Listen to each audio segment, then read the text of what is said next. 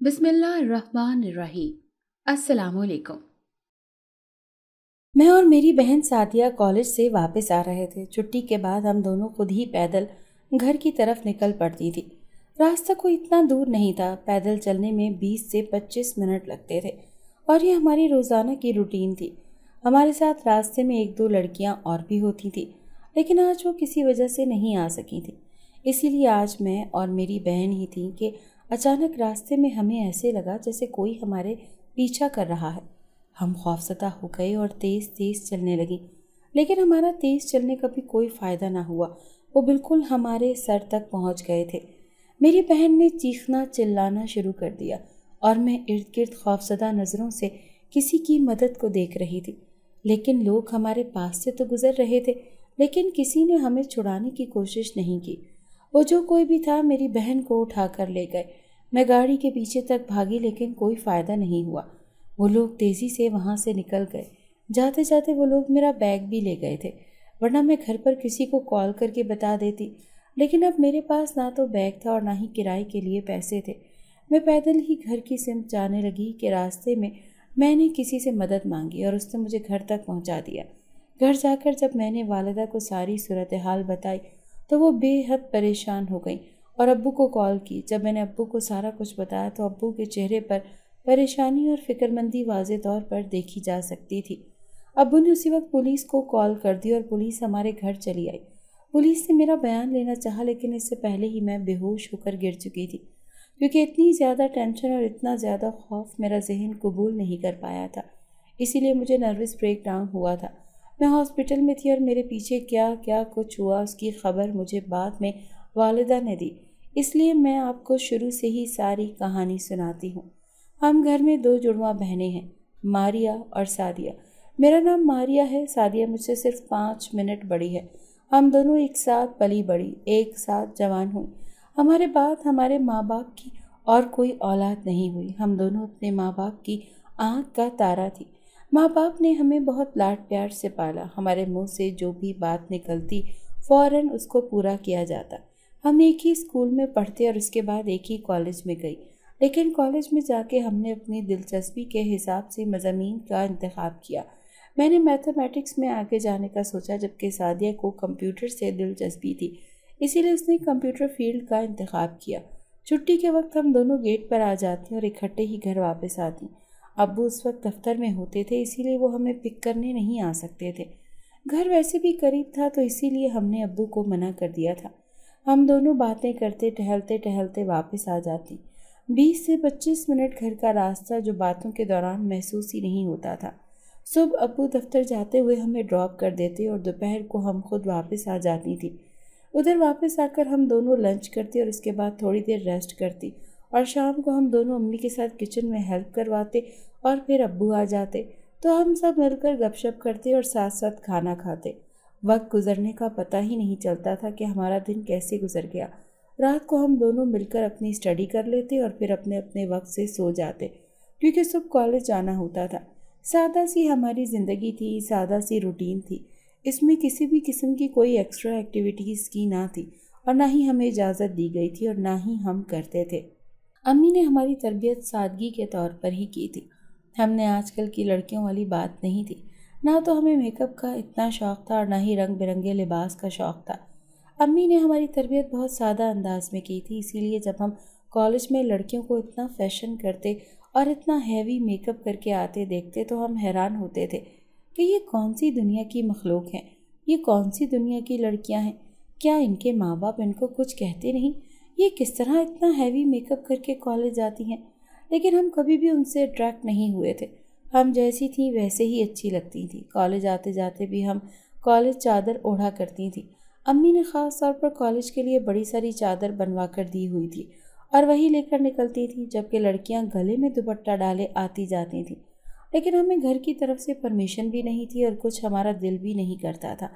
हमारी पुरसुकून ज़िंदगी में पत्थर उस दिन पड़ा जिस दिन पहले दिन एक गाड़ी ने हमारे साथ साथ चलते हुए हमारा पीछा करना शुरू किया और मैं बहुत ज़्यादा परेशान हो गई थी। लेकिन सादिया ने कहा कि ये कोई इत्तेफाक भी तो हो सकता है, इसीलिए तुम परेशान ना हो। लेकिन मेरी छठी हिस्स बार बार मुझे इस किसी ख़तरे का इशारा दे रही थी। उस गाड़ी को देखकर मुझे खौफ की एक लहर अपने वजूद में फिरती महसूस हुई थी। पहले दिन जो बात सादिया को इत्तेफाक लग रही थी, अगले दिन वही बात दोबारा रूनुमा हुई। दोबारा उसी गाड़ी ने हमारे साथ साथ चलते हुए इसी तरह हमारा पीछा किया और गली के नुक्कड़ तक हमारे साथ साथ आया। हमें नहीं पता था कि वो गाड़ी में कौन है, आदमी है या कोई औरत है या किस उम्र का बंदा है। हमें सिर्फ इतना अंदाज़ा था कि गाड़ी में कोई है और वो हमारे पीछे है। गाड़ी के ऊपर ब्लैक कलर के शीशे लगे हुए थे, तो इसीलिए अंदर का मंजर नज़र नहीं आ रहा था। मैंने सादिया का हाथ पकड़ा और तेज़ी से चलती हुई घर की तरफ चल पड़ी। आज हमने थोड़ा सा रास्ता भी बदल दिया था ताकि हम उसको डॉश दे सकें, लेकिन ऐसा मुमकिन नहीं हो सका। वो हमसे पहले ही अगली गली पर मोड़ पर खड़ा हुआ था। हम डरते डरते घर तक वापस आ गए। ज़ोर ज़ोर से दरवाज़ा खटखटाया तो अम्मी ने परेशानी से जल्दी से दरवाज़ा खोला और हमारी शक्ल पर उड़ती हुई हवाइयाँ देखकर अम्मी का अपना रंग भी जर्द पड़ गया था। क्या हुआ, तुम लोग ऐसे क्यों परेशान हो और इतना ज़ोर से दरवाज़ा क्यों खटखटा रही हो? अम्मी ने परेशानी से पूछा तो हम दोनों जल्दी से अंदर दाखिल हो गईं और दरवाज़ा बंद कर दिया। मुझे कुछ बताओगी भी, क्या मसला है? अम्मी ने दोबारा पूछा। तब तक हमारे हवास बहाल हो चुके थे, लेकिन अम्मी परेशान हो चुकी थी। फिर भी मैंने अम्मी से झूठ बोल दिया कि अम्मी, गली का कुत्ता हमारे पीछे पड़ गया था जिसकी वजह से हम भागकर घर आ गए हैं। मेरी बात पर अम्मी ने यकीन कर लिया क्योंकि वो कुत्ता अक्सर आते जाते किसी न किसी के पीछे पड़ जाया करता था। अम्मी ने कहा कि कोई हाल नहीं तुम लोगों का, तुमने तो मुझे डरा ही दिया था।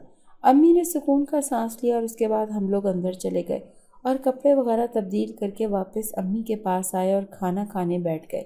लेकिन मैंने और सादिया ने दोबारा इस सिलसिले में कोई बात नहीं की। अब तकरीबन उस कार वाले का रोज़ाना का मामूल बन चुका था और वो रोज़ हमारे पीछे पीछे आता और हमें घर तक छोड़कर चला जाता। अभी तक उसने हमसे कुछ कहा तो नहीं था, ना ही कोई ऐसी हरकत की थी जो कि किसी वजह से तशवीश में मुब्तला होते, लेकिन फिर भी हम खौफज़दा थे। लेकिन अब इस बात को काफ़ी दिन गुजर चुके थे, हमें भी जैसे उसकी आदत होने लगी थी। और फिर एक दिन ऐसा भी हमारी ज़िंदगी में आया जिसने हमारी ज़िंदगी का रुख ही मोड़ कर रख दिया। मैं आज भी इस लम्हे के बारे में सोचती हूँ तो कांप उठती हूँ। मैं और सादिया इस तरह रोज़ाना की तरह रूटीन से घर वापस आ रहे थे। हम लोग अपने रास्ते पर थे और पैदल ही चलते घर की तरफ वापस जा रहे थे।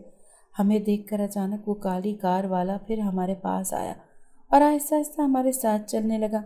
लेकिन जैसे ही आगे थोड़ा सा सुनसान रास्ता आया, उसने एकदम कार ला कर हमारे आगे खड़ी कर दी। हम दोनों बहनें उछल कर पीछे हटीं और गुस्से से उसकी तरफ देखा। अचानक कार के पिछले दरवाजे खुले और तेज़ी से उस कार में से दो आदमी निकले। उन्होंने सादिया को पकड़ा और जल्दी से घसीटते हुए गाड़ी में लेकर बैठकर भाग गए। मैं चीखती चिल्लाती रह गई, उनको रोकती रह गई, लेकिन वो ना रुके, ना ही उन्होंने सादिया को छोड़ा।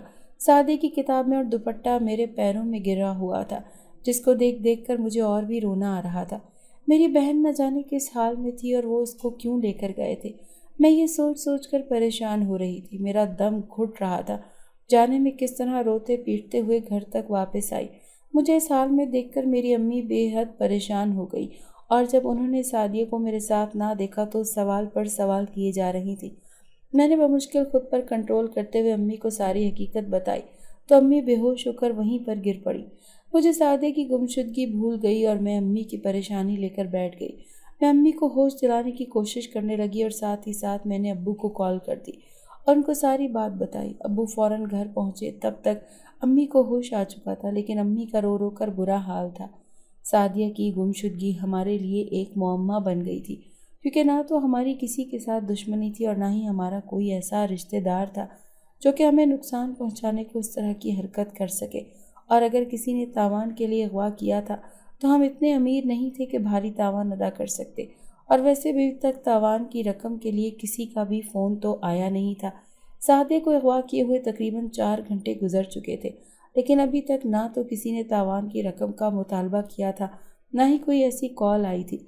अब्बू ने कुछ देर इंतज़ार किया और फिर वो उठ खड़े हुए। मैंने अब्बू को जाते देखा तो पूछने लगी, अब्बू आप कहाँ जा रहे हैं? मेरे ये पूछने पर अब्बू कहने लगे, मैं कब तक इस तरह हाथ पर हाथ धरे बैठा रहूँगा? मुझे पुलिस में रिपोर्ट करवानी होगी, वरना ये ना हो कि वो लोग सादिया को कोई नुकसान पहुँचा दें। अब्बू के ही कहने की देर थी कि अम्मी रोने लगी और अब्बू को कहने लगी कि नहीं नहीं, میں پولیس میں رپورٹ مت کرواؤں، میری بچی کی عزت کا معاملہ ہے، میری بچی کی نیک نامی کا معاملہ ہے، لوگ اس کو بدنام کر دیں گے اور بات کہاں سے کہاں چلی جائے گی۔ ہمیں ابھی انتظار کرنا چاہیے، ان کی کوئی نہ کوئی کال آ جائے گی۔ امی کے اس طرح کہنے پر ابو غصہ ہونے لگے کہ یہ تم کون سے زمانے کی باتیں لے کر بیٹھ گئی ہو، میری بچی لاپتہ ہے، اب میں بجائے اس کو ڈھونڈنے کے ہاتھ پر ہاتھ دھر کر بیٹھا رہوں، اور ایسا کب تک رہے گا؟ اگر ان کی طرف سے کال نہ آئی تو ہم کیا کریں گے؟ کب تک ہاتھ پر ہاتھ رکھ کر بیٹھے رہیں گے؟ ابو نے غصے سے کہا تھا۔ امی خاموش ہو گئیں، لیکن ابو کو منع کرتی رہی کہ نہیں، ہم نے پولیس میں رپورٹ نہیں کروانی، میری بچی بدنام ہو جائے گی۔ امی کی حالت دیکھتے ہوئے ابو کچھ دیر کے لیے بیٹھ گئے اور سوچنے لگے۔ پھر کچھ سوچ کر ابو نے اپنے ایک دوست کو کال کی اور سارا معاملہ ان کے گوش گزار کیا۔ دوست نے بھی یہ مشورہ دیا کہ کچھ دیر انتظار کر لو، شاید ان کی طرف سے کوئی کال موصول ہو، ورنہ پھر پولیس سے رابطہ کرنا۔ ابو نے بھی اپنے دوست کی بات پر رد عمل ظاہر کیا اور انتظار میں بیٹھ گئے، لیکن ساری رات گزر گئی، لمحہ لمحہ ابو امی اور مجھ پر بھاری گزر رہا تھا۔ سعدیہ کی کچھ خیر خبر نہیں تھی، پوری رات کا خوف ہمارے دل و دماغ پر طاری ہو چکا تھا۔ ہم دل میں یہی دعا کر رہے تھے کہ آج اس رات کی صبح نہ ہو، لیکن دن بدلنے سے کون روک سکتا تھا۔ صبح ہو گئی تو ہم سب ایک دوسرے سے نظریں چرائے اپنے اپنے کاموں میں لگ گئے۔ اب ابو نے واضح طور پر کہہ دیا تھا کہ میں سعدیہ کی گمشدگی کی رپورٹ لکھوانے جا رہا ہوں، اور اب میں کسی کی نہیں سنوں گا۔ پہلے ہی میں نے بہت وقت ضائع کر دیا ہے، نہ جانے میری بچی کس حال میں ہوگی، زندہ بھی ہوگی یا… اتنا ہی کہنا تھا کہ ابو خود رو پڑے۔ وہ خود پر کل سے جبر کیے ہوئے تھے، لیکن اب ضبط کھو بیٹھے۔ ابھی ہم سب ان سب کے بارے میں سوچ ہی رہے تھے کہ اچانک دروازے پر زوردار دستک ہوئی۔ میں نے چونک کر دروازے کی طرف دیکھا۔ یہ تو کسی کے آنے کا وقت نہیں تھا، کیونکہ عموماً ہمارے گھر میں اگر کوئی رشتہ دار وغیرہ آتا تو اطلاع دے کر ہی آتا تھا، اور محلے کے ساتھ امی کا اتنا تھا کہ خوشی غمی میں شرکت کر لیتے تھے، لیکن اس وقت کسی کا آنا حیرت سے خالی نہیں تھا۔ ابو نے مجھے بیٹھنے کا اشارہ کیا اور خود وہ باہر کے دروازے کی طرف چل دیے۔ کچھ ہی دیر میں ابو کی زوردار آواز آئی، خوشی سے بھرپور لہجے میں۔ میں ایک دم چونک اٹھی اور سوچنے لگی کہ ایسی کون ہے جس کے ساتھ ابو اس طرح ہنس کر بات کر رہے ہیں، جبکہ ابو اس وقت شدید پریشان تھے اور سعدیہ کی گمشدگی کو لے کر معاملہ بہت زیادہ سنگین ہو چکا تھا۔ لیکن جب میں نے سامنے دیکھا اور ابو کے ساتھ میں نے سعدیہ کو دیکھا تو میں ایک دم حیرت سے اپنی جگہ سے اٹھ کھڑی ہوئی۔ ارے سعدیہ، تم واپس آ گئیں، تمہیں انہوں نے چھوڑ دیا؟ میں حیرانی اور خوشی سے ملے جلے جذبات سے کہتی ہوئی سعدیہ کے گلے لگ گئی۔ سعدیہ کی آنکھوں سے بھی آنسو بہہ نکلے اور میں بھی رونے لگی۔ امی بھی ایک دم آ کر سعدیہ سے لپٹ گئیں اور روتے روتے کہنے لگی، میری بچی واپس آ گئی ہے۔ شکر ہے اللہ پاک کا جس نے میری بچی کو صحیح سلامت گھر واپس بھیج دیا۔ امی سعدیہ کے دونوں ہاتھ پکڑ کر اس کو پاس لے کر بیٹھ گئی۔ وہ بار بار کبھی سعدیہ کا منہ چومتی اور کبھی ماتھا چومتی، اور کبھی ہاتھوں کو اپنے ماتھے سے لگا کر پیار کرتی۔ سعدیہ کی آنکھیں بھی نم تھیں، وہ بھی ماں کی یہ حالت دیکھ کر پریشان تھے، لیکن ابو اب بالکل خاموش تھے اور کسی سوچ میں ڈوبے ہوئے تھے۔ کچھ دیر بعد ابو نے سعدیہ سے پوچھا کہ سعدیہ، آخر انہوں نے تمہیں کیسے چھوڑ دیا، جبکہ نہ تو مجھے تاوان کے لیے کوئی کال آئی اور نہ ہی کسی نے رابطہ کیا؟ پھر تمہیں کیسے چھوڑ دیا انہوں نے؟ آخر تمہیں اغوا کرنے کا کیا مقصد تھا؟ ابو نے سعدیہ سے پریشانی سے پوچھا، لیکن سعدیہ کے بولنے سے پہلے ہی امی کہنے لگی، آپ بھی کیا باتیں لے کر بیٹھ گئے ہیں؟ خوشی کی بات یہ ہے کہ بچی صحیح سلامت گھر واپس آ گئی ہے۔ اب کیوں چھوڑ دیا ہے، کیسے چھوڑ دیا، ہمیں ان معاملات میں نہیں پڑنا چاہیے۔ جانے وہ کون لوگ تھے، کیا چاہتے تھے، اب آپ اس معاملے کو چھوڑ دیں۔ امی نے ابو کو دو ٹوک منع کر دیا، لیکن سعدیہ کہنے لگیں کہ امی ابو کی تشویش بچا ہے۔ مجھے خود معلوم نہیں کہ وہ کون لوگ تھے، لیکن یہ بھی سچ ہے کہ انہوں نے مجھے نہیں چھوڑا، بلکہ میری کسی اور نے مدد کی ہے۔ آپ کو ایسے سمجھ نہیں آئے گی، میں آپ کو سچ بتاتی ہوں کہ کیا معاملہ ہوا اور کیسے ہوا، پھر ہی آپ کو پتہ چلے گا۔ سعدیہ کے اس طرح کہنے پر امی خاموش ہو گئی، اور پھر سعدیہ نے جو ہمیں بتایا، ہمیں تو بالکل بھی اس پر یقین نہیں آیا۔ ہم حیران اور پریشان ہو کر رہ گئے کہ ایسا بھی ہو سکتا ہے۔ سعدیہ کی کہانی میں آپ کو اسی کی زبانی سناتی ہوں، تاکہ آپ کو صحیح طرح سے حالات اور واقعات کا پتہ چل سکے۔ سعدیہ نے کہا، اور وہ بتانے لگی کہ مجھے انہوں نے اغوا کر کے ایک کار میں بٹھا دیا تھا، جس میں 2 لوگ پیچھے بیٹھے ہوئے تھے، جبکہ ایک لڑکا کار ڈرائیو کر رہا تھا۔ تو اس کے ہاتھ میں شاید کوئی رومال تھا جو اس نے میرے منہ پر رکھ دیا۔ اس کے اوپر بے ہوشی کی دوائی لگائی ہوئی تھی، اور کچھ ہی دیر کے بعد میں بے ہوش ہو گئی۔ مجھے نہیں معلوم کہ پھر وہ کہاں سے لے گئے، کہاں سے گزرے اور کتنی دیر ہم نے سفر کیا۔ میں ہوش میں تھی تو جب مجھے ہوش آیا تو میں ایک کمرے میں تھی جہاں پر سوائے ایک بیڈ کے اور 2 کرسیوں کے اور کچھ بھی نہیں تھا۔ نہ کوئی کھڑکی تھی اور نہ ہی کوئی روشن دان، کچھ بھی نہیں تھا۔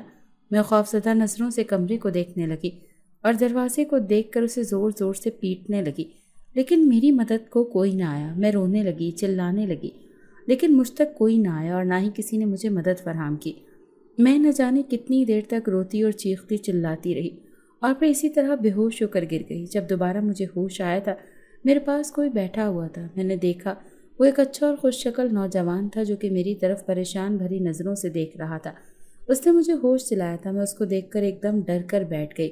اس نے جو مجھے خوفزدہ دیکھا تو کہنے لگا کہ ڈرو مت، میں تمہاری مدد کو ہی آیا ہوں۔ اس کے اس طرح کہنے پر مجھے یقین تو نہیں آیا، لیکن میرے پاس اور کوئی راستہ بھی نہیں تھا۔ میں وہاں سے کیسے نکلتی، اسی لیے میں نے اس پر یقین کرنے کا فیصلہ کیا۔ میں تم پر کیسے یقین کروں کہ تم میری مدد کو آئے ہو؟ نہ جانے تم کون ہو، ان کے ساتھی ہو تو پھر میری مدد کیوں کرو گے؟ میں نے اس سے کہا تو وہ کہنے لگا نہ تو میں ان کا ساتھی ہوں اور نہ ہی میں ان کے ساتھ ملا ہوا ہوں۔ میں تو تمہیں دیکھا تھا اور مجھے محسوس ہوا کہ تم پریشان ہو۔ میں تمہارا پیچھا کرتے کرتے یہاں تک آ پہنچا اور دیکھا کہ انہوں نے تمہیں اغوا کیا ہوا ہے اور غلط مقاصد میں استعمال کرنا چاہتے ہیں، اسی لیے میں تمہاری مدد کرنا چاہتا ہوں۔ اس آدمی نے کہا لیکن تم یہاں تک کیسے پہنچ گئے؟ میں نے حیرانی سے پوچھا۔ میں ہر جگہ پہنچ سکتا ہوں، تم مجھے ابھی جانتی نہیں۔ اس لڑکے نے جواب دیا تو میں اس کی طرف شک بھری نگاہوں سے دیکھنے لگی۔ مجھے ایسا لگنے لگا جیسے یہ لڑکا مجھے ٹریپ کرنے کی کوشش کر رہا ہے۔ میں نے اس کے ساتھ جانے سے انکار کر دیا۔ میں نے کہا میں تمہارے ساتھ نہیں جاؤں گی، تم نہ جانے کون ہو اور میری مدد کیوں کر رہے ہو؟ میں نے شک بھرے انداز میں کہا۔ پھر اس نے جو مجھے بتایا وہ میرے لیے کافی حیران کن تھا۔ اس نے کہا کہ وہ ایک درخت پر رہتا ہے اور وہ ایک جن ذات ہے۔ راستے میں جب میری کار وہاں سے گزری تو اس نے میری چیخ سن کے ہماری کار کے ساتھ ہی یہاں تک پہنچا تھا۔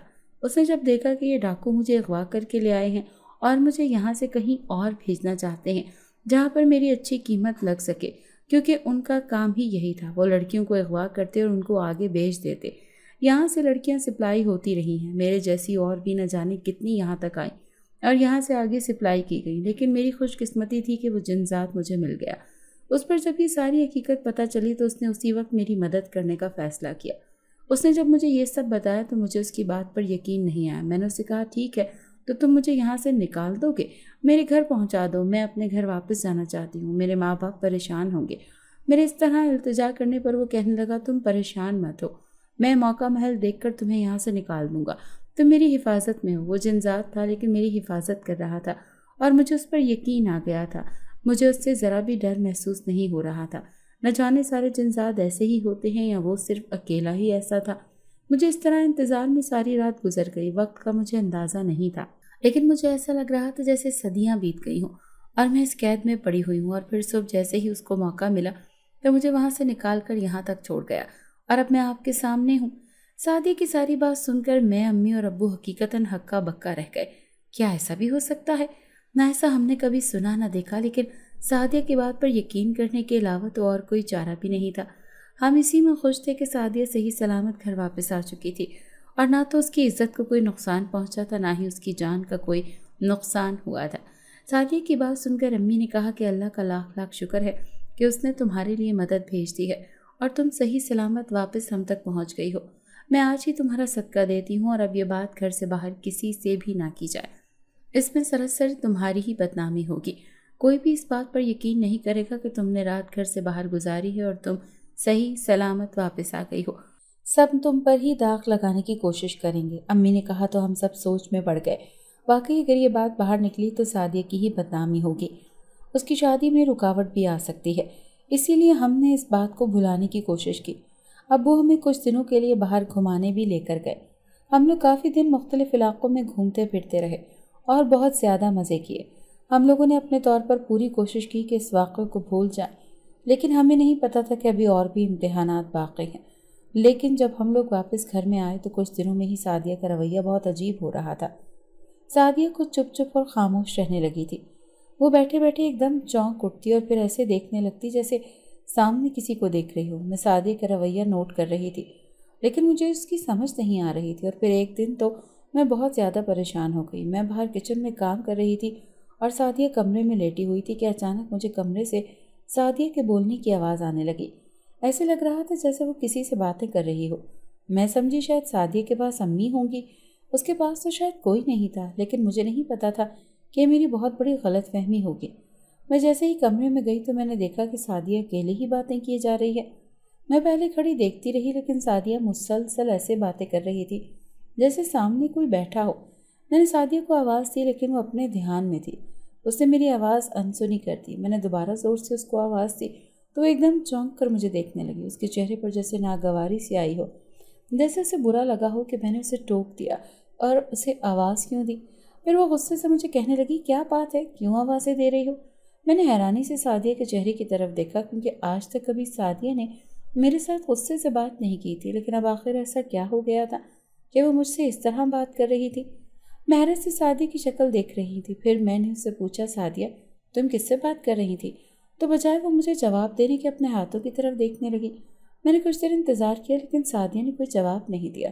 میں اسے اس کے حال پر چھوڑ کر باہر آ گئی، لیکن میرے ذہن میں کھٹکا رہ گیا کہ سعدیہ کس سے باتیں کر رہی تھی۔ مجھے مسلسل اس چیز کی پریشانی ہو رہی تھی، کیونکہ اس سے پہلے سعدیہ کا رویہ کچھ عجیب ہو چکا تھا، اور اب یوں اکیلے میں بیٹھ کر کسی سے باتیں کرنا اپنے آپ میں حیران اور خوفزدہ کرنے والا عمل تھا۔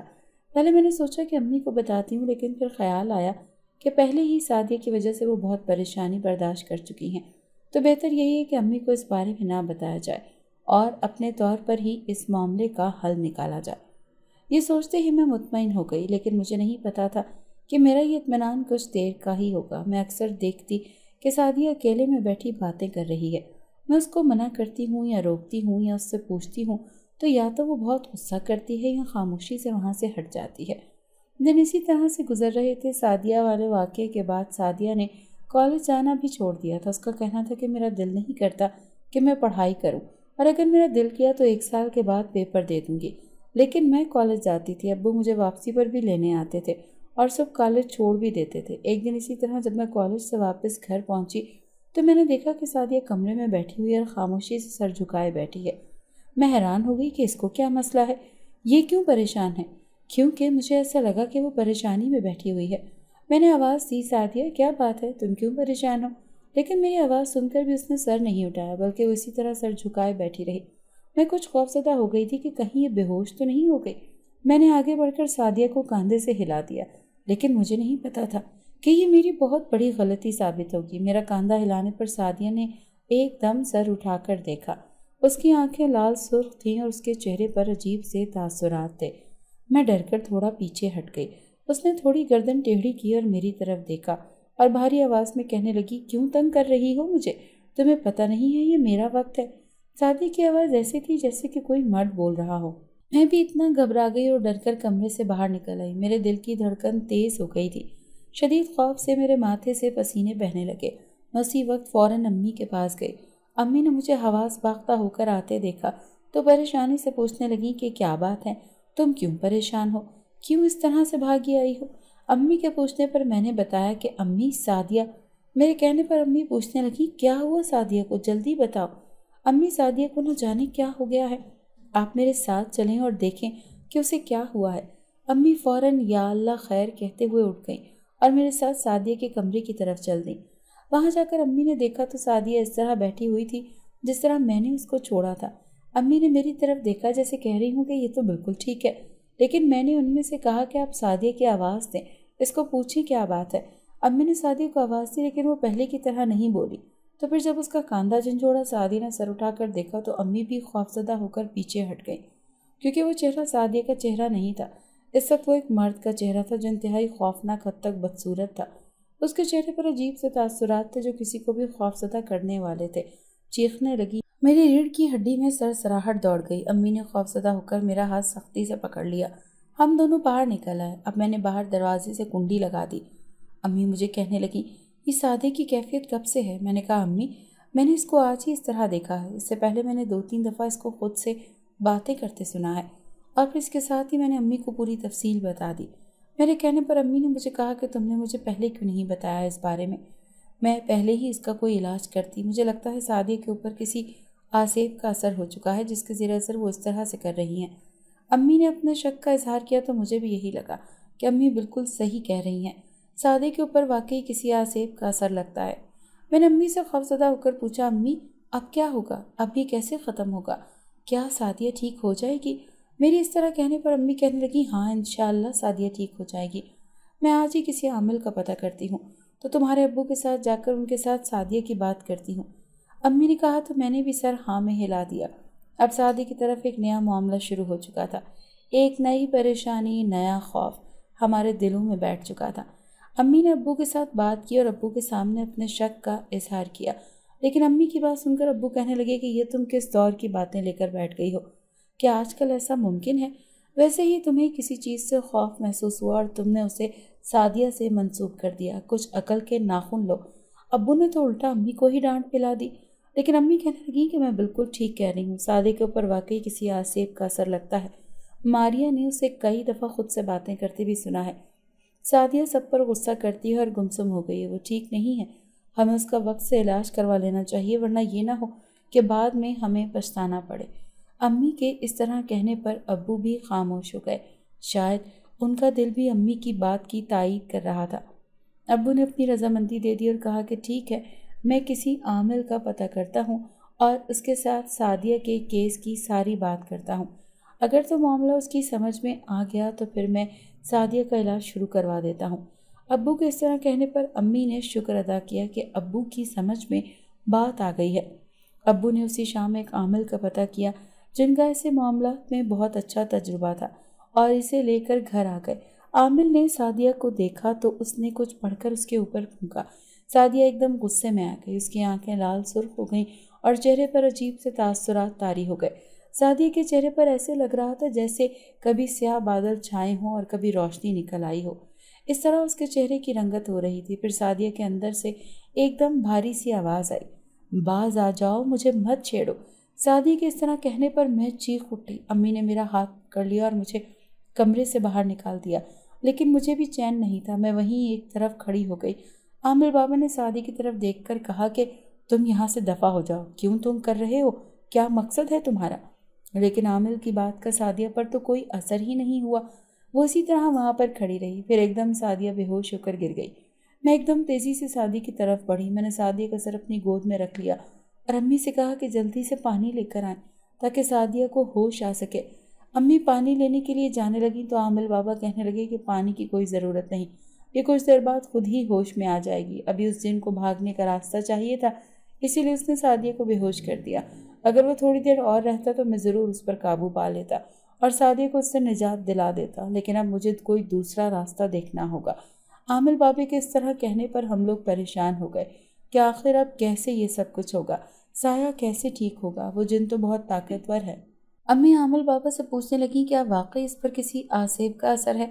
عامل بابا کہنے لگے ہاں واقعی سعدیہ کے اوپر ایک جنذات کا اثر ہے، ہاں واقعی سعدیہ کے اوپر ایک جنذات کا اثر ہے جو کہ بہت طاقتور ہے، ہمیں بہت احتیاط کے ساتھ سعدیہ کا علاج کرنا ہوگا ورنہ یہ نہ ہو کہ وہ ہمیں کوئی نقصان پہنچا دے۔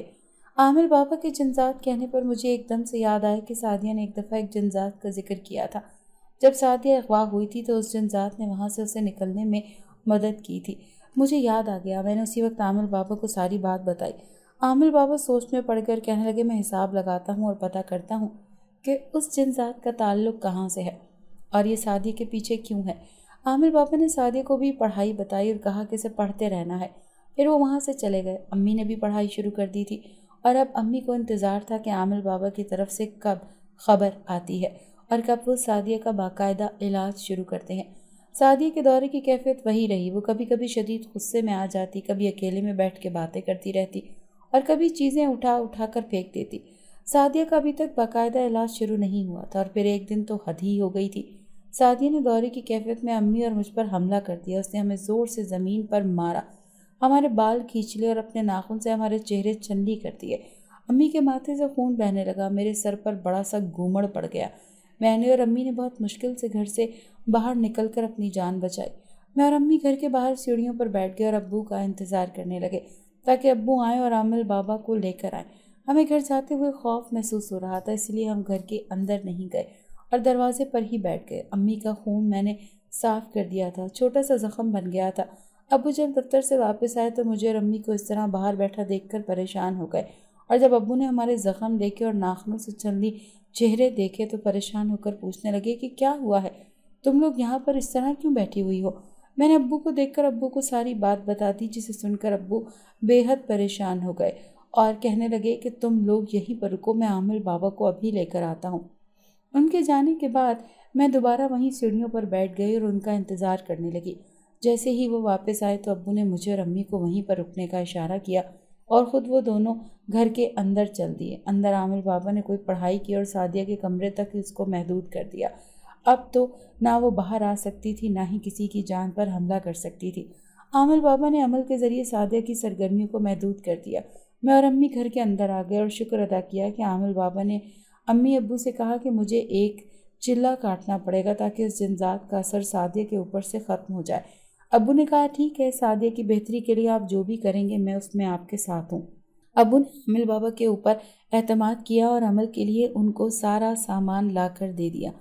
عامر بابا نے ایک جوان لڑکی کی قبر کے کنارے چلہ کاٹنا شروع کیا۔ وہ روز مغرب کے بعد قبرستان چلے جاتے اور وہاں پر پڑھائی کرتے اور ساتھ ساتھ عمل کرتے رہتے۔ سعدیہ کی طبیعت ابھی بھی ویسی کی ویسی ہی تھی۔ وہ بیٹھے بیٹھے کھو جاتی، اچانک ڈرنے لگتی، خود سے باتیں کرنے لگتی، اور پھر ایک دن تو حد ہو گئی۔ عامر بابا قبرستان میں چلہ کاٹ رہے تھے کہ گھر پر سعدیہ کی طبیعت خراب ہو گئی۔ اس کے اوپر دورے کی کیفیت طاری ہو گئی اور اس نے سب چیزیں اٹھا کر پھینکنی شروع کر دی اور وہ ساتھ زور زور سے چلا رہی تھی، چیخ رہی تھی۔ اس کی بھاری آواز میرے کانوں کے اوپر بہت بری لگ رہی تھی۔ سعدیہ کے چہرے پر دھوپ چھاؤں والی کیفیت تھی، کبھی تو لگتا کہ سعدیہ کا چہرہ ہے اور کبھی لگتا کہ وہ کسی اور کا چہرہ ہے۔ سعدیہ اس طرح دورے کی کیفیت میں ہی قبرستان کی طرف چل پڑی۔ میں، ابو اور امی سعدیہ کے پیچھے پیچھے جا رہے تھے۔ سعدیہ سیدھی قبرستان میں جا کر عامر بابا کے پاس کھڑی ہو گئی۔ اس نے بابا کو غصے سے دیکھا اور کہنے لگی کیوں کر رہے ہو تم ایسا؟ کیوں تم میرے پیچھے پڑے ہو؟ سعدیہ نے بھاری آواز میں کہا۔ عامر بابا نے سعدیہ کو سامنے دیکھا تو ہنس دیا اور کہنے لگا کہ آؤ، میں تمہارا ہی انتظار کر رہا تھا۔ عامر بابا کے اس طرح کہنے پر سعدیہ اور غصہ کرنے لگی اور وہ بھاری آواز میں چلانے لگی۔ دونوں ہاتھ پھیلا کر وہ اوپر کی طرف دیکھ کر چیخنے لگی، لیکن عامر بابا کے اوپر اس کے چیخنے چلانے کا کوئی اثر نہیں ہوا۔ اس نے کچھ پڑھائی کی اور کچھ دم کر کے سعدیہ کی طرف پھینکا۔ جیسے ہی وہ چیز سعدیہ کے ساتھ ٹکرائی، سعدیہ چیخنے لگی جیسے ہی اسے بہت تکلیف ہوئی ہو۔ عامر بابا ساتھ ساتھ پڑھائی کرتے جا رہے تھے اور اس کے ساتھ ساتھ اس نے سعدیہ کے اوپر بھی نظر رکھی ہوئی تھی۔ سعدیہ جہاں کھڑی تھی وہیں پر چپ چاپ بیٹھ گئی، اس کے سارے بال اس کے چہرے کے اوپر چھا گئے۔ ایسی کیفیت میں اس کا چہرہ بہت ہی خوفناک منظر پیش کر رہا تھا۔ عامر بابا پڑھائی کرتا جا رہا تھا اور سعدیہ کے اوپر پھونکتا جا رہا تھا۔ پھر اچانک سے وہ سعدیہ کے کہنے لگا کہ تم یہاں پر کیوں ہو؟ کیوں تم نے سعدیہ کو تنگ کرنا شروع کیا ہوا ہے؟ عامر بابا کے اس طرح کہنے پر ایک بھاری اور بھیانک آواز سنائی دی جو کہنے لگا میں ایک جنزاد ہوں اور اس دنیا میں میں ایک درخت پر رہتا ہوں۔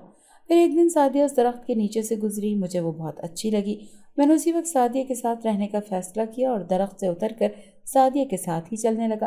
اب میں سعدیہ کے ساتھ روز چلتا، لیکن اس بات کی اس کو خبر نہیں تھی کہ میں اس کے ساتھ ساتھ چل رہا ہوں۔ اور پھر ایک دن جب سعدیہ کو کوئی اغوا کر کے لے گیا اور میں نے سعدیہ کی مدد کی تو مجھے سعدیہ اور بھی اچھی لگنے لگی۔ اسی لیے میں نے فیصلہ کیا کہ میں اب سعدیہ کے ساتھ ہی رہوں گا، اور بس وہ دن اور آج کا دن میں سعدیہ کے ساتھ ساتھ ہوں۔ میں اس کو چھوڑنا نہیں چاہتا، اسی لیے تم بھی یہ سب بند کرو اور گھر جاؤ، مجھے سعدیہ کے ساتھ سکون سے رہنے دو، جنزاد نے عامر بابا سے کہا۔ جنزاد کے اس طرح کہنے پر عامر بابا ہنسنے لگے اور کہنے لگے کہ تمہیں کیا لگتا ہے کہ میں تم سے ڈر جاؤں گا اور سعدیہ کو تمہارے سپرد کر دوں گا، خود گھر چلا جاؤں گا؟ تو یہ تمہاری غلط فہمی ہے، میں ایسا ہرگز نہیں کروں گا۔ عامر بابا کہنے کے ساتھ ساتھ ایک تعویذ اٹھا رہے تھے اور اس کے اوپر جنزاد لکھا اور وہ تعویذ آگ میں پھینک دیا۔ تعویذ کا آگ میں جانا تھا اور جنزاد تکلیف سے تڑپنے لگا، چیخنے لگا، چلانے لگا، لیکن عامر بابا نے اس کے اوپر ترس نہیں کھایا بلکہ پھر کچھ پڑھ کر اس پر پھونکا، جس سے جنزاد اور چیخنے لگا اور وہ چیخ چیخ کر نڈھال ہو گیا۔ عامر بابا نے اس کو کہا کہ میں نے تو تم سے کہا تھا کہ تم چلے جاؤ، لیکن تم نے پہلے میری بات نہیں مانی، اب تم اس کا نتیجہ خود دیکھ سکتے ہو۔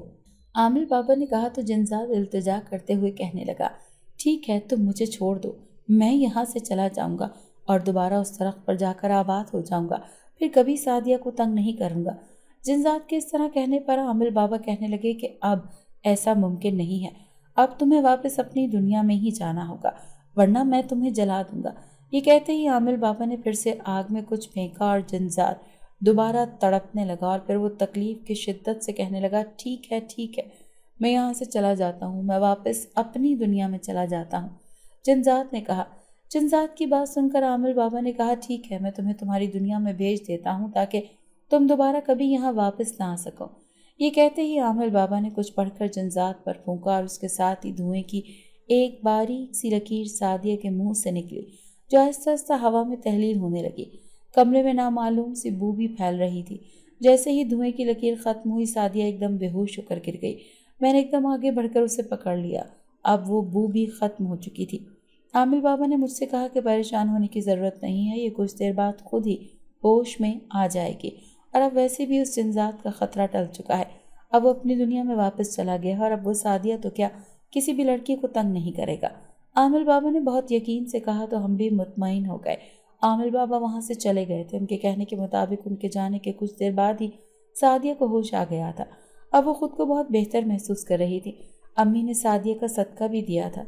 इस सारे वाक़े को गो के काफ़ी महीने हो गए थे, लेकिन हम आज भी डरे हुए हैं। अम्मी मुस्तकिल सादिया पर पढ़ाई करती रहती हैं, उसका सदका भी देती रहती हैं। मैंने और सादिया ने दोबारा कॉलेज जाना शुरू कर दिया था, लेकिन अब भी कभी कभी मुझे उन दिनों का ख्याल आता है तो मेरे रोंगटे खड़े हो जाते हैं। अगर आपको आज की हमारी कहानी पसंद आई है तो इसे लाइक कीजिए और अपने प्यारों के साथ शेयर कीजिए।